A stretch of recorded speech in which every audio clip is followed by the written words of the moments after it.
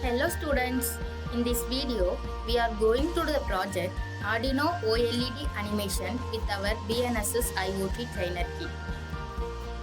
For that we need OLED display, jumper wires and Arduino Uno from our kit.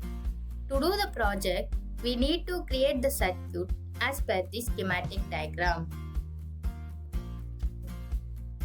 Connect STA on the OLED to Arduino pin A4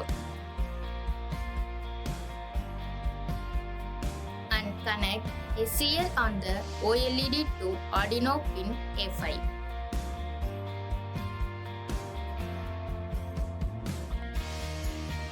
After connecting the circuit, upload the project to the Arduino Uno using the Arduino IDE as shown in our previous tutorial video. After completing the code uploading process, we just have to check the output of the project to check and it shows progress scanning bar on OLED display. Have you ever seen this project anywhere? The system boot up.